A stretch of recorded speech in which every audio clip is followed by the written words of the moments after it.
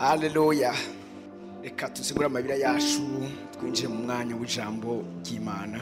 Abaheburayo igice c'10 turasoma dore ku murongo 6 no ku murongo w'7. Bimaze vyoshejwe bidasonoye n'ibimaze vy'ivyaha n'ivyaguhimbaye. Mpera ko ndavuga ntendaje mu muzingo w'igitabo niko vyanditswe kuri jewe. Nzanywe no gukora ivyo ugomba Mana. Nzanywe no gukora ivyo ugomba Mana. Amen. Ibyakozwe n'intumwa igice ca 13 ku murongo 36. Aravuga ngo yamara Dawidi mu gihe ciwe amaze gukora ivyo Imana igomba arasinzira ahamvya abasekuruza arabura. Indi mirongo turayisoma inyuma gusa nagomba tumaze turabe bino vyanditswe. Uyu munsi ngiye gusangira namwe ano majambo nise ngo gukora ivyo Imana igomba mu gihe cawe. Doing God's will in your season. Gukora ivyo Imana igomba, gukora umugambi w'Imana, gushitsa indoto z'Imana mu gihe cawe. Amen. Niyo majambo tugiye gusangira uyu munsi. Biritubwiye ngo for David after he had saved his own generation. Hano bavuze ngo Dawidi amaze gukora ivyo Uhoraho agomba mu gihe ciwe. Hano bavuze igihe ciwiwe. Mbwa hano bavuga ngo amaze gukorera urunganwe rwiwe ivyo Uhoraho agomba. Amaze gukorera urunganwe rwiwe. After he had saved his own generation, by the will of God he fell on sleep. Amen. Ndege kuvuga ku muntu wese ino ni message iraba buri muntu wese. Kaniza neza nakekana ko igiye kukurevolutiona kugira ngo uve mu kibanza warimo umenye neza ico Imana igomba hejuru ubuzima bwawe. Hari ikintu sindiko nzahava ndacita peut-être de vise yacu ntaconzi ariko nzo kwa matiko ndakibabwira. Nta muntu numwe Imana yaremye hano muri nosi kugira ngo aze guherekeza abandi. Nta muntu umwe Imana yaremye mu mugambi original w'Imana. Nta muntu umwe Imana yaremye ifise ivyiyumviro vy'uko uwo muntu gihe cyose azokwama ariko akomera amashi abandi. Igihe Imana ikurema yakuremye ikuremesheje ibiyigize ukozwe muri material. Matière y'Imana nukuba ukomeye. Matière y'Imana nukuba umurongozi. Matière y'Imana nukurongora aho abandi bazoca. Matière y'Imana nukwinspira abandi, nugutuma abanigi utazoba uhari. Mbabwire keso akuze kwibona gusa mu gihe duhari, ariko iyo dukoze ubugombe bw'Imana mu gihe cyacu umurunganwe kwacu, icyo tukoze kizobandanya kibwira abandi n'igihe tutazoba tukiriho. Uyu munsi Paul yavuye, ariko Paul n'uyu munsi aracyavugana natwe nk'ishengero ibijyanye no gupersevera, ibijyanye no kwizera, ibijyanye no kumenya ibanga ryagizwe ibanga imyaka n'ibihe ariko Kristo. Na Paul atagihari uyu munsi aracyatwinspira. Uyu munsi Dawidi ntagihari yaravuye, ariko uyu munsi Dawidi aracyatwigisha ibijyanye n'umutima wo guhimbaza no gutazira Imana. Mose yaravuye ntagihari, ariko twigisha umutima wo kuba umusuku mwiza w'Imana. Nakuze kwabwira hari ibintu bibiri bidafa. Amajambo tuvuga ntapfa, cyo kimwe n'ibikorwa dukora navyo nyine ntibipfa. Byatubwira umugabo yitwa Elisa yaramaze gupfa. Mugabo hari ikintu uvrija muri urunganwe rwacu ntiduhamarira kugira amayerero abatwitanga imbere bagize. Uyu Elisa ndiko ndavuga yabaye umuntu adasanzwe, umuprofeta adasanzwe mu gihe cye wiwe. Yasenye ivyizigiro ku batari bake, yakijije abari bagwaye, asura n'abari bapfuye. Ngabiri ivuga ngo apfayishwe n'indwara, yakijije abandi indwara acayicwa n'indwara. Murashumva urunganwe rwazo ntirubwirizwa kuba muri ibi bintu Elisa yabayemo. Turakiza indwara mugani zo kwicwa n'indwara, tuzopfa kubera ko hageze ko dufa duhamvye abatwitanga imbere kuko twahejeje gukora ico Imana igomba hejuru ubuzima bwacu. Mbabwire ikintu kimwe, misose abantu baseza gupfa kubera ko bagwaye. Yesu ntiyapfuye kukagwaye, Paulo ntiyapfuye kukagwaye. Mukavyara amaze kwinjira mu bantu niyo nzira ntibiteza guca ngaho. Umviriza nivyo twese ntiduhamagire wakuzoguma ngahano muri nosi. Buri muntu wese ateza gupfa. Birivuga ngo wavutse abwiza kugira iki guca mu rufu. N'abataciye mu rufu ni babiri tuzi, Enoch na Eliya. Biravuga ko ari ibishinga ntaye bibiri bizogarwa kuza gushinga na Kristo mu bihe vyanyuma. Nabo nyine bazopfa. Birivuga ngo imizimba yabo izokwandagazwa mu mabarabara. Se umuntu hano adateza gupfa uretse abantu Yesu azoza batarava bakamusanganira mu kirere. Ariko ndashaka kwabwira kino kintu, ntidushobora gutuma abandi bahezagiye ngo twicwa n'ubukene. Muvyumvirize, ibi nivyo nkeneye ko dutahura muri no rungano rwacu. Ntidutsegerezwa gusengera abantu ngo bakire ingwate twicwa n'indwara. Bibiliya ngo Elisa aragwara amarafa. Yakije abantu benshi bari bagwaye. Haleluya. Umviriza, uyu munsi ndaje kugira ngo ndakubwire umugambi w'Imana ku buzima bw'iwawe. Icambere, nto guherekeza abandi, nto kurera abandi. Buri muntu wese Imana yamuzanye hano muri nose kugira ngo asige icibutso. Ubiza gusiga icibutso. Nico gituma uyu munsi akubwira ino message. Ndaza kubwira imitego urunganwe rushobora kugwamo canke rugwamo kenshi kugira ngo tuyevite. Muraza gutangara. Ariko icyo ushaka kubabwira niki? Tubwiza gukorera urubana after he had saved his own generation. Amaze gukorera urunganwe rwiwe. Yarahejeje. Yavuze ngo ariko arakora urunganwe rwiwe arapfa no. Kugira dupfe umvira definition y'urupfu. Nuko duheza gukora ico Imana yateguheje ubuzima bwacu. Ivyo rero mumbabarire sindi contre y'ukuramba nago n'umugisha mugabo kuramba atacu uri kurakora. Hari abantu bashaka kuramba bahejeje mission. Urazi ukora iyo baje gukora ivyo basabwa gukora hamugashaka gusura kubaho. None ucubaho uri gukora iki? Ufite ni nk'umuntu agarutse gukina match yaheze y'u Burundi na Gabon. Ico wogira cyose nticandikwa. Ico kituma benshi babayeho muri kino gihe baje gukora ivy'Imana yari yarabazaniye. Abo bantu basubi inyuma, abantu bakoze ivyo waratagomba. Usome witwa Ezekiel. Ezekiel Imana yambwiye ati wowe igihe cyawe cyahize. Ngo yaye ibuka ikorwa vyanje nyongera igihembeho. Imana zisaho kunyibukije ivyo wakoze bikaba bidafa ibikorwa umuntu akoze ndakongeye kenza muze musome neza. Yarangije nabi. Yarangije ari mu bigirwamana. Tumwani majambo igihe cyacu nuko bwamename tumenye ikimana igomba hejuru ubuzima bwacu tukagikora tugihejeje. Nta mwanya twari dufise wo kuburudika urumva ngo nararondeye ubure hageze konja nkaryama nkashaka ijuzu cy'umutunzi avuga ngo ibintu birahari ibigega biruzuye ubu rero ngomba njyame umutima wanje igihe birivuga ngo iryo joro nyene bari bati wakijuju wasku ubugingo bwa gwera uyu munsi kwebwe ni duhari kugira ngo twinezereze dori yuko kugira ngo tunezereze uwadupfiriye akagira iki akatuzukira. Rero uvirize uyu munsi ndagomba ndagutera intege gukora cyane uheze hanyuma bisoboka utahe. Biraryoshe ko umuntu asezera agataha atari ukarinze kugwara vya bigwara ngo vy'abasaza. Ivyo vraiment mu izina rya Yesu Kristo ndabibankiye mu izina rya Yesu. Tuzokora ivy'Imana igomba heze ubuzima bwacu duheze turage abacu. Hari ikintu kibishaka kubabwira, urungano rwacu n'urungano rwo kuzana ibisazi vy'Imana hano muri nose. Ibisazi vy'Imana ivyo isi dashobora gutahura n'abanyabwenge na bamwe birayita ngo nabahambaye badashobora gutahura. Twe kumpanda ivyo muze mwa mubizi nige ntazoba ndiho kize kumara bava ngo yavutse tariki amashuri amata yize kuri École Primaire do Kinanira, ayisumbuye yayize kuri Lycée Municipal do Kibenga, ahejeje atayiga kaminuza kuri Université Lumière do Bujumbura, ahejeje aciye abana ya master aza kuri ivyo ni ivy'abandi. Twebwe bazovuga ngo yaje mu isi iki gihe azanywe no gukora icyo Imana igomba hejuru ubuzima bw'iwiwe. Hanyuma basi bavuga ibyo twakorana ku manda bavuga yabaye iki yarongoye aha yabaye ibi nibi rero afu yasize urabibona. No twese ibyo bazovuga yinjiye mu isi iki gihe yari yabayeho kera muri Kristo Yesu, yatorejwe kera muri Kristo Yesu, aza mu isi kugendera mu bikorwa vyiza ivy'Imana yari yaramuteguye kera kugira ngo abigenderemwo. Muri ivyo vyaranguye yazanye abantu benshi kuri Kristo Yesu, yasenge abantu bagwaye barakira, yazuye abapfuye, ahejeje gukora ivy'Imana yamugomba ko hejuru ubuzima bw'iwiwe arasinzira. Uyu munsi avyagiye iburyo bw'Imana kandi ntivyemewe ko murira. Amen ya muri kino kibanza. Uko niko bizogenda kuko turazi yo tuja. Biva ngo Yesu yarazi iyo yavuye icaje gukwa niyo ariko araja. Abandi urumva ngo adusigiye umubabaro mwinshi. Abana b'Imana dusiga umubabaro. Haleluya. Ni muri Elisa yapfuye umunsi umwe birivuga siyo twize dimanche. Gehazi yasigaye aravuga ivyo yakoze. Umwami araryoherwa ati ni Yesu umuntu yapfuye ati ego akibivuga wa mugore yazuye umwana araza ati bimwe nakunda kubwira ngibi wa mugore yazuye umwana nguyu. Umwami anezerwa no kumubaza ngo vyagenze gute, subira umbarire ingene vyagenze. Ati nuko anayagiye nagiye kora umuntu Imana yari yabingiye mpunge rero ndagarutse yaranzuriye umwana mugabo hari ndagukeneye ko ndakeneye ku restaurant ivyanje vyose musubiza ivyanje vyose iyo myaka byose ntari maze ngaha. Birivuga ngo umwami atategeka ko bamusubiza n'ivyo bimbuye muri iyo myaka ndwi kubera ko ariko bavuga ivyo Elisa yakoze vyiza pana ngo adusigiye umubabaro adusigiye inimba adusigiye umururazi ugasanga nogenda ibintu bigasigara birapfa. Nareshuwe mu buzima kuko Imana yacu ikindakene kucumva. Imana yacu iri generationnel, ni Imana y'urunganwe.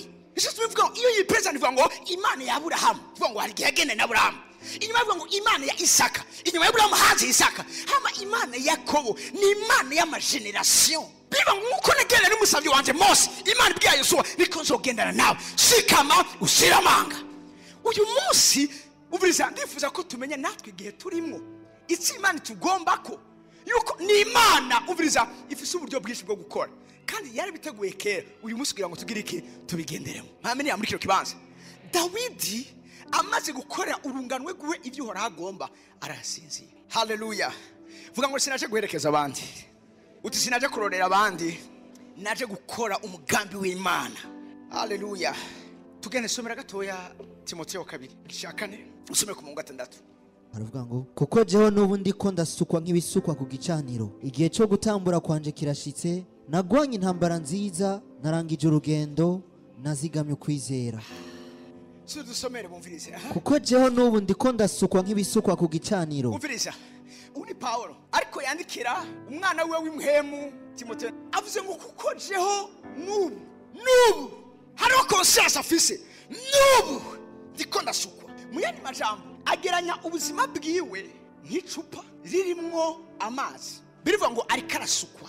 Ubuzima bwiwe hari ico imana yabushizemo, hari isi imana yabudepojemo. Nicyo gituma Paulo avuga ngo kandi akavuga ngo dufise ubwo butunzi mu nzavya zibumba, ngo icubahiro gihebuze kibisi imana kitavuye kuri twebwe. Dufise ubwo butunzi, ntavuga ngo tuzogira ubwo butunzi, avuga turafise. Wabona n'ubu ndiko n'uyu mwanya nibihari nibipresent, sivyo ugiye guhabwa sisezerano, nivyo ufise deja muri wewe. Harivuga ngo dufise ubwo butunzi mu nzavya zibumba, urubaho ufise no conscience ko hari Imana depoje muri wewe, hari Imana guteretsemo kugira ngo ushobore gukora urunganwe rw'iwawe. Ico ufise Imana heza urya muri imbyaro ngo ivyo mfise ni ivyawe, nanje ubwanje nduwawe. Tumaze kuba consacré ku Mana, inyego zaje z'Imana, nta kintu na kimwe tukigaba ku vyaje. Ubwenge bwawe ntubugaba, ivyimviro vyawe ntubigaba, uburyo bwawe bwo kubaho ntubugaba. Ico ufise ni impuzu ufise ntuzigaba, kuko umusima rwa ngo iyo mpuzu yishire naka uwo mwanya ntujana kuko ntuyigaba. Avuze ngo iganzu yitange ntuyigaba. Ariko uyu munsi runo runganwe rwacu ikintu kikabinjiramo, tumve ko twapatana Imana ijana kwijana, nta kintu na kimwe cyacu dufise. Nicyo gituma n'isi usabwa gukora ilifo guhanuza Imana. Uyu munsi cyakubwira umutego urunganwe rwa kino gihe rugwamwo vyabaye kera. Mwe biravuga ngo ivyabaye ku Bisirayeli vyabagira ngo bitubere twebwe akarorero. Ndababwira umujana w'umprofeti yagize ikibazo kubera kutamenya. Haleluya. For I am already about to be sacrificed. My life is about to be poured out as a drink offering.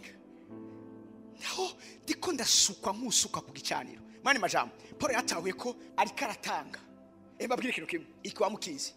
Hari muhemu ya procrastination yateye ishengero. Procrastination ni gufata ibyo ari gukora uyu munsi ukabishira ejo, ni kubona ko gifise umwanya, ni kubona ko ejo haracyariho. Kabembe ndacyari muto naho no bikora uyu munsi, ejo hari hakaryo kuzobikora. Iyo ni muhemu mbi Satani ariko arateza ishengero kugira ngo ridakora ivyo Imana irigomba ko mu gihe cyaryo mu runganwe rwaryo. Ivyo Imana ateguye uyu munsi ntukabiraze guzobikore ejo, kuko birivuga ngo ejo sahi wacu. Turi kumwe umviriza kino kintu. Mwijuru nta bagwayi bazoba bariyo tuzosengera. Mwijuru ntibizoba bikeneye ko twisonzesha kugira ngo twegere Imana, turondere mu bwiza bwacu, tuba tuyifise hafi yacu, tuba tuyibona imbona nkubone. Uko ndiko ndakubona nawe ukambona. Mwijuru nta bagwayi bazoba bariyo tuzoja kuraba no gusuhuza. Mwijuru nta banyavyaha bazoba bariyo tuzobwira ubutumwa. Mwijuru nta mashengero azoba ariko arubakwa kugira ngo dutangire Imana. Mwijuru nta mfuvyi zoba ziriyo zo gufasha n'abafakazi. Ivyo vyose Imana yabishize ngaha. Uyu munsi ndababazwa n'umuntu avuga ngo jewe simbona ico nokora, ndiko ndasenga ngo menye ico nokora. Gute usenga ngo menye ico wokora? Umviriza, hariho vyinshi byo gukora, kandi icyo dusabwa gukora byose tubisabwa kubikora tukiri ngaha mwinose. Yesu razigena avuga hariho mantetera afise, avuga ngo bugomba bwire atawe gishobora kugira icyakoze. Bugomba bwire. Uyu munsi abantu bazi ko buzogo bari kumuranga, igihe hazoza nk'ingisuma mane maja buzoba bwije. Amaze kuza ntuzobubwira ngo mwami waje urazi ko dukundana, hinge manze nkore kimwe wari warambwiye gukora naye naransi gukora. No, azoba ari trota. Ndiwo uyu munsi niho muhawa akaryo ko gukora no gutunga. Ntuvuge ngo ndaye kumubabarira arakantu ko tugeze kwa dufise umuntu adupangiye botike hanyuma umunsi umwe sinzi bapfuye n'umuntu kandi yari umukizwa hamara babanda maze jira kubera ko babaye gutyo ariko atirekasha yambabaje apotre yambabaje ndamwe none ho mubabarira bibiri ivuga gute iri jambo rivuga ngo izuba ntirirenge utaratunganya ntaduzi ukirakaye harambwira ngoya ngo yashavuje ku mugoroba ngo rizorenga ejo donc ndacyafise umwanya wo kumanza nkababara binashoboka nkaraba n'icyo namukorera izuba rizorengeje yashavuje ku mugoroba ryari ryamaze kurenga donc iby'Imana zimparura ko niryo ku munsi ukurikira ariko mbirize ishobora kutarenga uwo munsi ukurikira Yesu akaza beka urabizi ko umwanya wose ashobora kuza uyu munsi tuko turagira nivyo turagira imigambi mugabo twame tubizi ko n'ubunyene turi ngaha ashobora kuza hashobora ngo jewe ngo naramusabye vraiment ngo niyaza azoza ari dimanche ko dimanche niho mba nejejwe apotre mugabo rendi vraiment mba nagoye ebana niyaza akaza dimanche zoba ndiyo oya nituze umunsi nawe nyene ubwiwe ntawazi baramaje no ngusoza ryari havuga ati naje uwo munsi ntahonzi uwo munsi datara ugize ibanga ni wawuzi ico cenze ko ndarindiriye mugabo darantite narabahaye abavugishwa narabahaye abapastor narabahaye abapote narabahaye abigisha narabahaye nabavuga butumwa kubabwira ico ngomba ariko umunsi yavugije inzamba akavuga umwareka tuvuze inzamba cenze ocanza sizo naguteguza hari nabandi bariko barasenga umutwe ngo turazi gihazozirako ngo twari mu masengesho twisonzesheje bwatubwiye umunsi azoza umbiriza umuntu azo kubwira gutyo arekara kubesha na Yesu uwo munsi ntawazi nivuga ngo iyaba yarawuzi yo uduhishuriye muri muhemu wiwe mugabo nawe ntawazi niko ijambo ry'Imana rivuga ngo bugomba bwire dukora ibikorwa byo wadutumye hakiri ku murango kuko nibwamara kwira ntacyo tuzoba tugishoboye gukora haleluya Paul avuga murabe kino kintu aravuga ngo jeho n'ubu ndiko ndasukwa ubwenge yampaye subwo kungira je rurangirano nubwo guha isi yanzanyemo yarasize amavuta procrastination kurumva arakaba ko imeze gutya sinza kwibabaza reka nitegurire bana twaye biratandukanye n'abakinyi umupira w'amaguru bashobora kureka gukinisha umukinyi kugira muteguriye match komeye mbwa kuri twebwe igihe cyose nawe yoba ari umuntu umwe birakomeye nimba utumiye muri serio muri fire point akaba ari abantu batatu bona ko ari abantu 30,000 kora ibishoboka byo fedotomi ukushoboye uko ariko gusukwa wa muri ivyo uri kurariba ruvuge ngo uyu munsi mbona abantu bakanyereka ntaco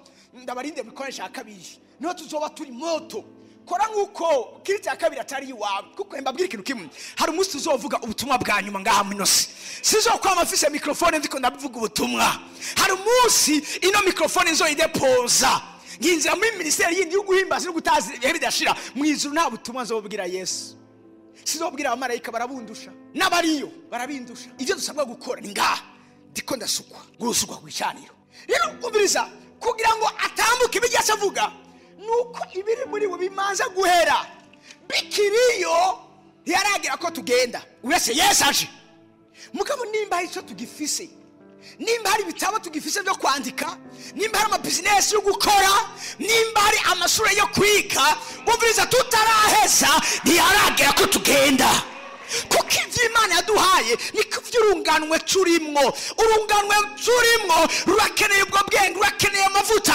rurakeneye ibyo bitangaza rurakeneye iryo hisurirwa rurakeneye iryo jambo ry'Imana aravuga ngo aje gusuka ngo igihe cyo gutambuka canje kirashitse yabivuze kubera ko yumva ko muri we atagisigaye tumaze kuba vide tugasigara turi vide niho tuzoshobora kugira aho hazoba hageze ko tugenda kandi rero birashobora kubikora kabiheza harabangura umuntu tuza gupfa twese turi mu zabukuru oyaye Yesu yapfuye ari umusore ushobora gukora umugambi w'Imana ukiri umusore ukagenda ibijyana mariage yawe adabatoyaye Yesu naho bimeze gutyo banze uburarindira nkababandi turindire twamivyamwa yo turindire twamivyamwa hasi ariho byinshi byo gukora umiriza nariko ari isusya nibijanye n'ivyasho ariko ari isusya nibijanye n'umugambi wiwe mamene ya muri kino kibanza haleluya ndakubwire umutego ufite niho message yanje ihagaze icambere twasomye ngo ibimazi by'amashikanwa ntivyaguhimbaye ngo ariko waneguriye uwanje mu mubiri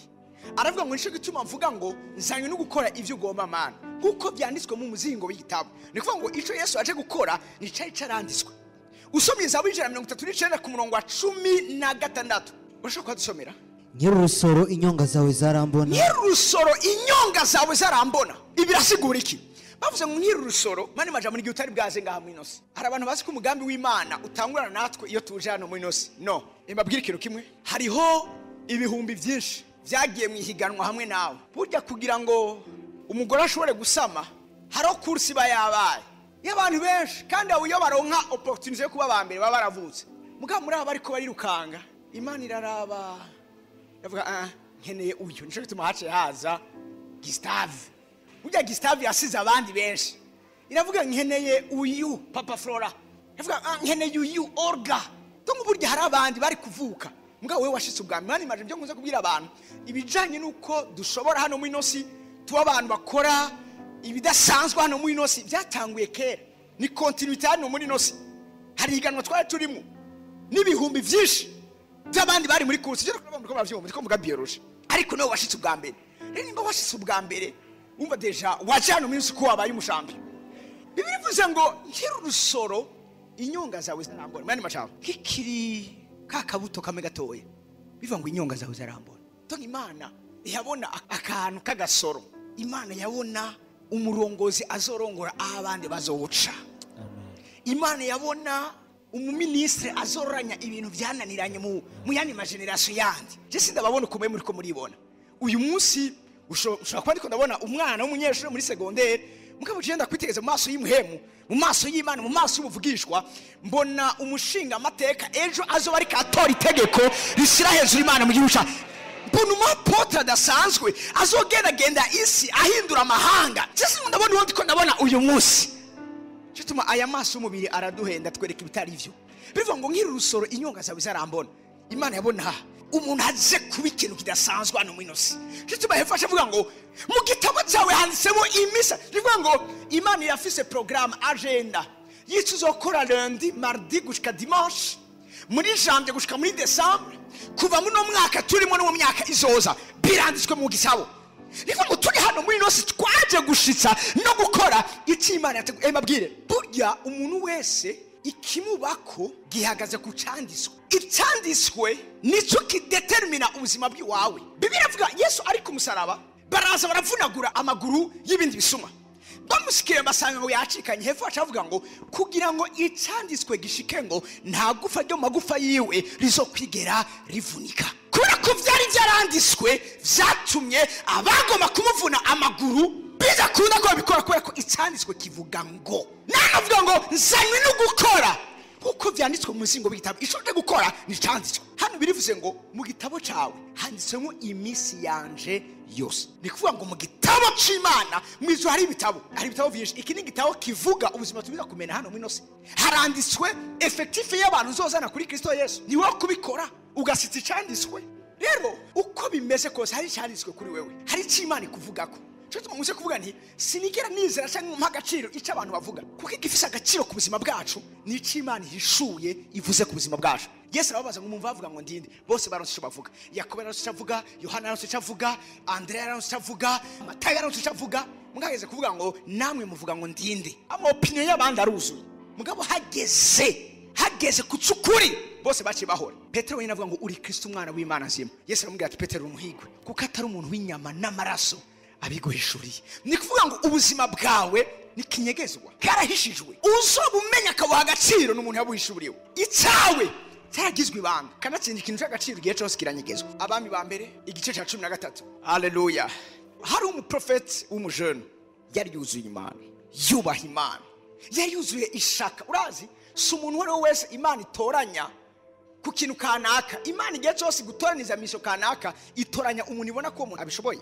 Hano uno muprofeti w'umujene Imana imuha mission yananiye abandi ba profeti mu gihe cy'iwiwe. Yeroboamu yari umwami. Siko mwavyumvise ngo yosereza imibavu ku gicaniro Ibeteli. Ibeteli murazo Beteli asigura. Beteli asigura ngo aha niko yakoyahize ngo iyi ni inzu y'Uhoraho.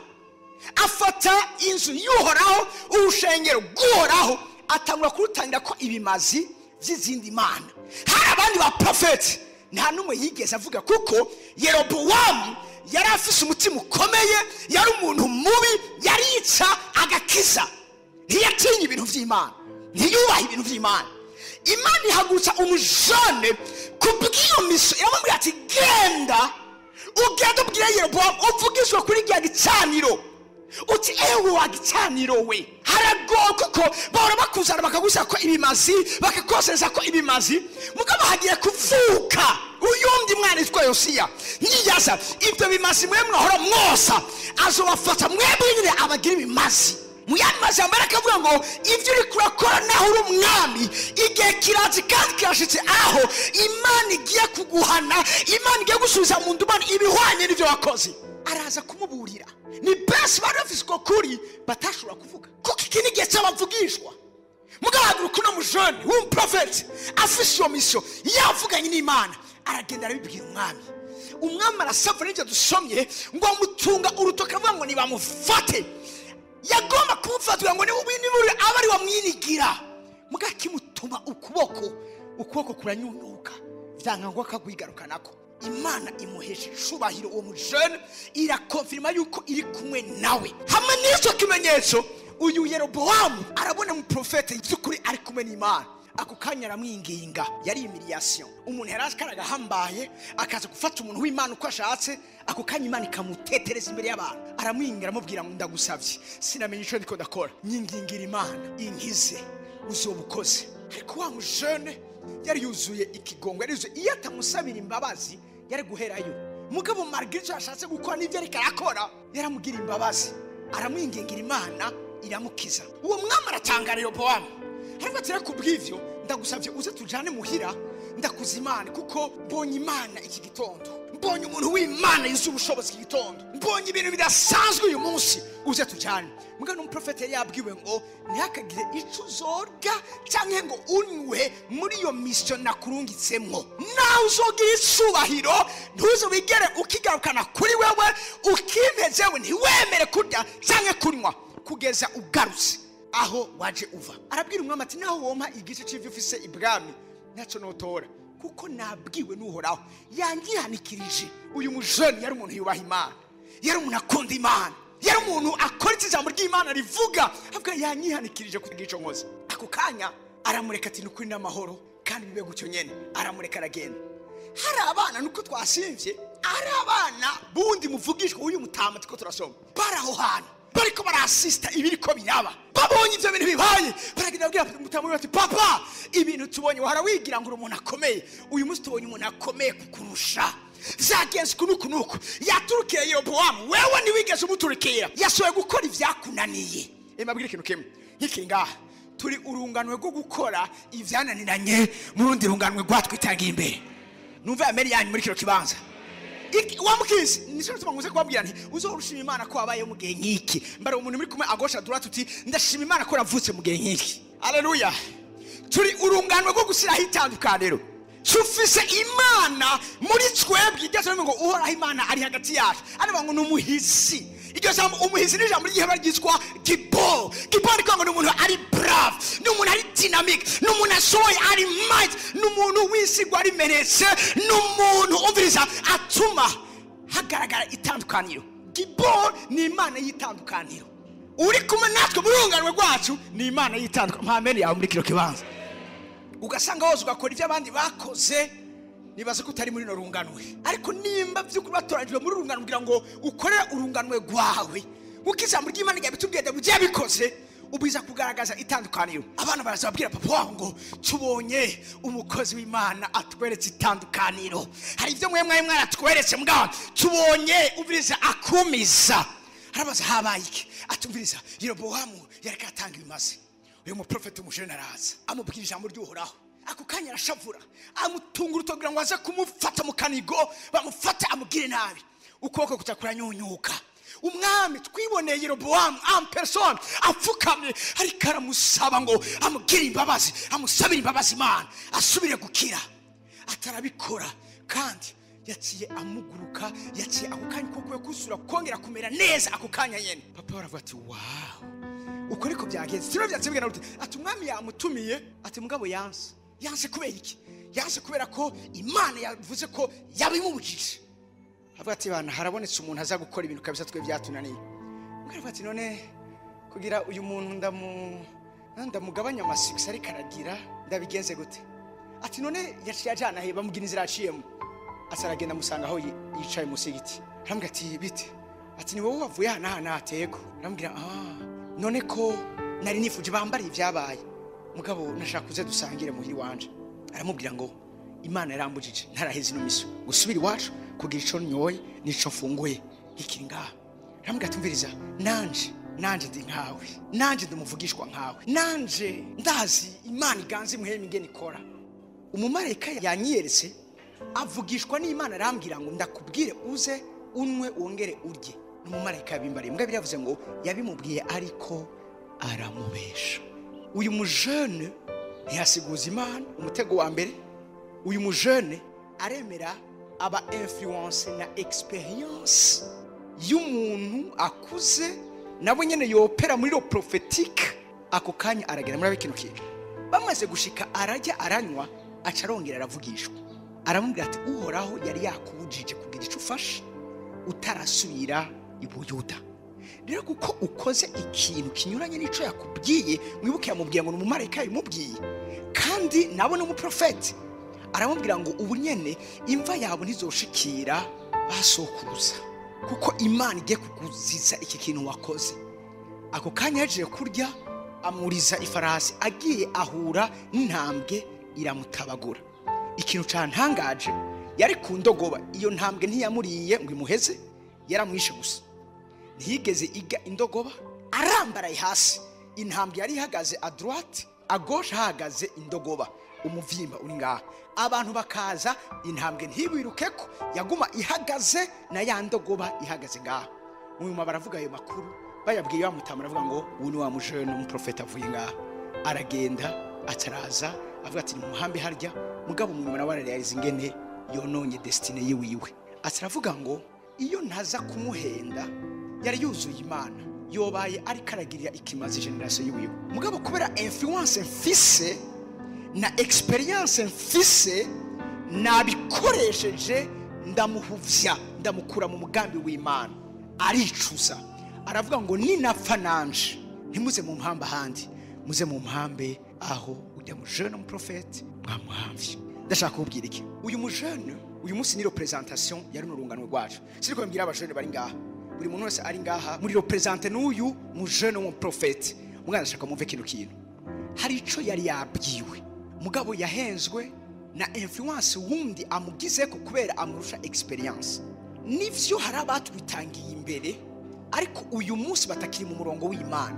Ntukemere umuntu numwe wo kugutega umutego ngo aguhubishe mu mugambi no kuca Imana yavuganye nawe. Arashobora kwitwaza amafaranga, arashobora kwitwaza icubahiro, arashobora kwitwaza kukubwira ko azoguha opportunité yo gukora ahantu hakomeye. Ntihakagire umuntu numwe shenge muri komunaniviriza wo kubadevisha mu mugambi w'Imana. Kuko ni wa devia nawe badakubira ikintu kimwe. Uno mujene ubundi Imana yari kumutahura kuko yabeshwe. Mugabo urabona ko Imana ni insentimentale nga na excuse yamuhaye. Mbabwire urunganwe na excuse rufise kudakora icyo Imana yari wamagariye gukora. Turi obligé tufise swa imwe gusa gukora icyo Imana igomba ikiri mu mutima wawe no mu vyiyumviro vyawe. Tuhejeje gusukwa nk'abasukwa ku gicaniro turemerewe kugenda. Ntitukagwe mu mutego w'uyu mujene yaguyemo. Yarabeshwe. Hari uzaza kubwira ngo Imana nanje yambwiye, nanje Imana yanyiyeretse irambwira. Uyu mujene yasobanuza Imana yari kumenya ko uyu muntu ari karamubesha atari umumarayika yamwiyeretse, ari mu contre succès, ari wa muntu adakeneye ko agira amasuccès arenze ayafise, ari umuntu abona agiye gushika mu bikomeye kuko yakoze ibyamunaniye. Yashatse kumumanura. Hari muhemu ziriko ziragwanya runo runganwe. Imana ikirahagurutsa muri kino gihe cyazo kugira ngo badusubize inyuma, baduhusishe umugambi w'Imana. Ariko hari ikintu kimwe kitotuzigama, hari ikintu kimwe kizodutabara, nuko tuzogira Imana iya mbere, nuko tuzokumviriza Imana ubwa mbere, nuko tuzoba ako kumana kuzi ikindi kintu cyose, nuko tuzosobanuza Imana, nuko tuzoyiyegurira, nuko tuzokwemera amabwire y'ikindi kintu cyayo kiriya. Uretse icyo Imana iriko iravugana natwe, iki nico kizotabara ino generation, iki nico kizotabara isengero rya kino gihe, yuko tugomba kuzi Imana yavuganye natwe.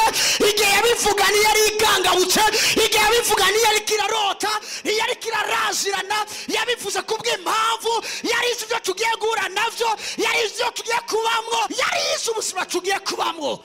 ntukemere ikintu na kimwe ko gikoresha influence gifise kugira ngo kikudevise mu mugambi w'Imana. Uko byaba bimeze kose menya ngo Imana iravuganye nawe, menya icyo Imana yavuganye nawe. Nibyo urashobora guca mu bibazo, urashobora guca mu binogo. Icyakijije Yosefu yamye yibuka cya gicapo Imana yamwereka izuba n'ukwezi biriko biramunamira n'imikama 11 iri kirunamira umukama wiwe. Nike gicapo uguma uri kuraba mu buzima bw'iwawe, nigiki yavuganye nawe. Hari byinshi bijogerageza gukoresha influence bifise kugira ngo bitudeviyishe. Hari abakobwa biswa ngo ni beza bambara inyambaro yo kugugwisha, ivyo navyo birahari kugira ngo bigukure mu mugambi w'Imana. Hari abahungu bari ko baguhendesha ibi canke biriya, ivyo navyo birahari kugira ngo bigukure mu mugambi w'Imana. Hari n'abantu bakuze abapapa bariko barahumbisha utwana tukiri duto, hari n'abamama bakuze bariko baradevisha abajone bakiri bato.